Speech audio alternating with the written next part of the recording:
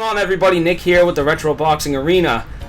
So, fantastic fight. It went down last night in Vegas between Manny Pacquiao and Keith Thurman, and let me tell you guys, really just a tremendous fight. It absolutely lived up to the hype, and I'm really happy that I was able to see it at the movie theaters, and I thought that enhanced the experience with the sound system and everything. It almost felt like I was there. You know, especially with the energy of everybody in the movie theater, you know, chanting and hollering, and you know, it was a lot of fun, and I hope you guys enjoyed the fight as much as I did. And congratulations to Manny Pacquiao on a tremendous performance at 40 years of age against, in his prime, 30-year-old Keith Thurman, who's no joke, guys, who's an elite level fighter.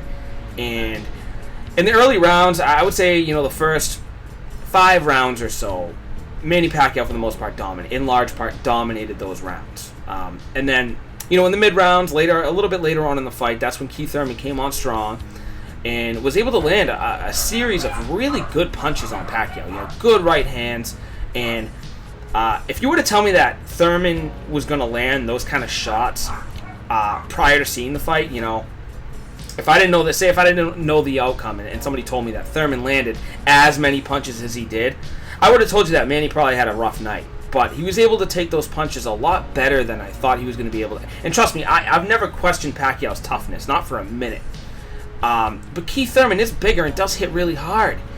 You know, and we did see that at times that, you know, I think there were some flashes of like the Margarito fight when Thurman had Pacquiao on the ropes. And, you know, he was landing some shots. He was landing a few combinations here and there. And, you know, Pacquiao even said it in the post-fight that he definitely felt Thurman's power, you know, and he was able to feel Thurman, the size difference as well. But Manny Pacquiao, like I said, definitely dominated the first 5 rounds or so.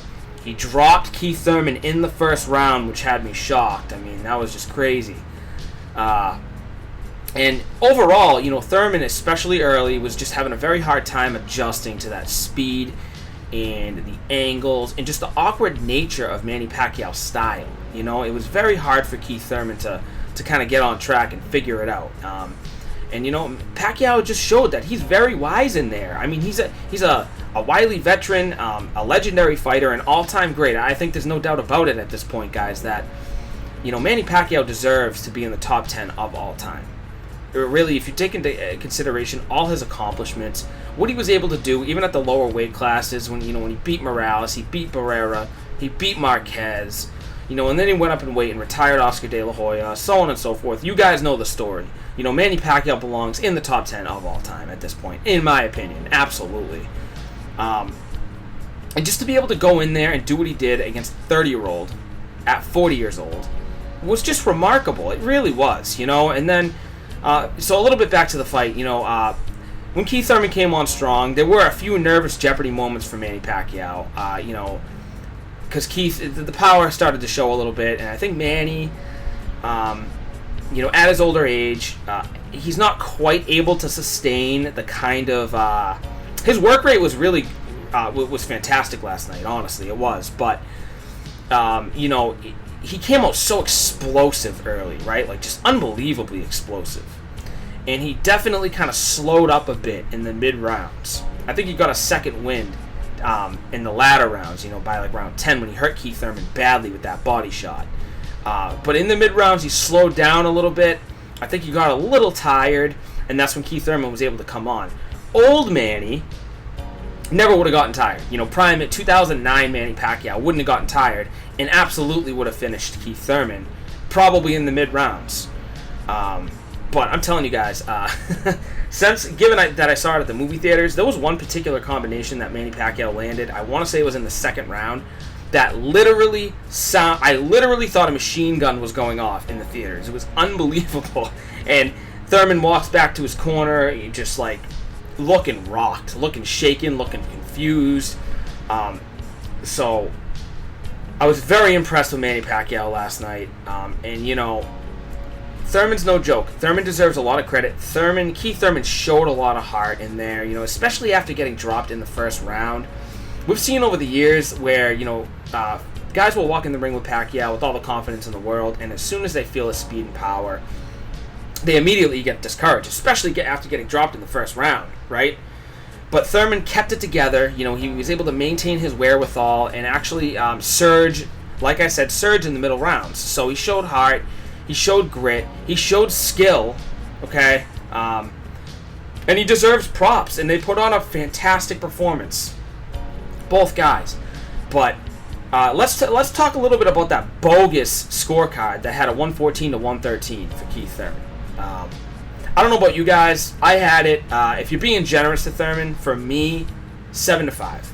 Right? You could give Keith Thurman 5 rounds. There were a few rounds in there that were relatively even. They were close, you know, where, you know, I found that a trend was in the middle part of the fight where Thurman would pretty much dominate the early part of the round, and then Pacquiao was able to come on later in the round and kind of almost steal it by landing the harder shots. So there were a couple of those rounds that you could, I guess, say were, you know, really even, but I gave to Pacquiao, given that he was landing the harder stuff. And then, you know, after that, Pacquiao was able to hurt Thurman in the body really, really bad. Thurman had to take out that mouth guard so he was able to breathe. You know, because if he that was actually, you know, a lot of people were knocking him for that, saying that was his way, he's trying to find a way out of the fight. You know, he was almost like essentially quitting by taking his mouthpiece out. I don't agree with that. I think that was actually a pretty smart move. You know, that was his only way of actually surviving that moment. By, you know, he needed to breathe, he needed to catch a breath. So, but his body punch resistance is definitely questionable, and we all know that, especially, you know, after seeing him getting hurt the way he did against Louis Collazo. So Pacquiao is very smart in going down to the body, honing in on the body for a majority of the fight. But I kind of digressed a little bit. I was talking about the judge who scored a 114 to 113 for Thurman. That was absolutely ridiculous. That judge should be banned. He should lose his license, because there's no way you can justify Thurman winning the fight. Because like I was saying, 5 rounds tops. I had it 8 to 4, but you can maybe give Thurman 5 rounds. It was a relatively close fight, you know. Thurman looked good. I mean, you know, he tried his best, but Pacquiao, the legendary Manny Pacquiao, was too much for Thurman at the end of the day. So what would you guys? Who would you want to see Manny Pacquiao in the ring with next? Do you have anyone in particular that you would like to see him in the ring with next? For me personally, it's something that I have to think about. I got to reassess a little bit. I want to watch the fight again. I watched it twice already. I want to see it again. And, you know, we're going to see what goes down. Porter and Errol Spence has been made official for September 28th. So I want to kind of see how that goes down. And then go from there, you know. But I do want to assess a little bit and think about it, because I don't know. I'm not so sure I want to see Manny Pacquiao go in there with Errol Spence or even Terrence Crawford. You know, and I hate to sound like Stephen A. Smith, because Stephen A. Smith is a total asshat. I mean, that guy is a moron, and he doesn't know boxing at all. He knows nothing about boxing.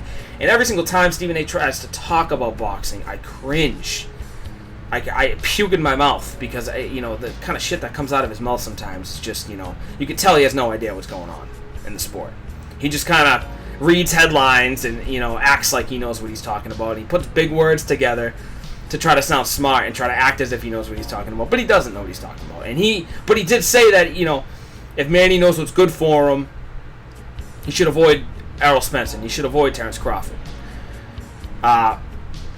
And to an extent, I kind of agree. I think, I don't know. I want to watch the fight again, and think about it a little bit. But Errol Spence is he's huge, guys. He's a big. Well, Errol Spence doesn't belong at welterweight. He belongs at middleweight or 154 at least. And I just think, you know, you saw at times I think Thurman's size got to Manny a little bit. And Errol Spence is physically much stronger than Keith Thurman. He just is. But I'm not going to get too deep into that right now. But if we're talking about who I want to see Manny fight next, I guess the first guy that comes to mind is Danny Garcia. Just because that would still be a big fight. Danny Garcia is an elite level welterweight. And Danny Garcia is a guy that I think Manny Pacquiao can beat. Definitely, I think he can beat him. You know, and to give him a shot at the WBA, you know, it would make sense. You know what I mean? It would make sense. And I made a video on this the other day. I do not want to see him in there with Amir Khan. Just have no interest in seeing that. So I want to hear what you guys have to say about Manny Pacquiao's next opponent, because there are plenty of options out there. I mean, he could fight the winner of Spence and Porter. He could.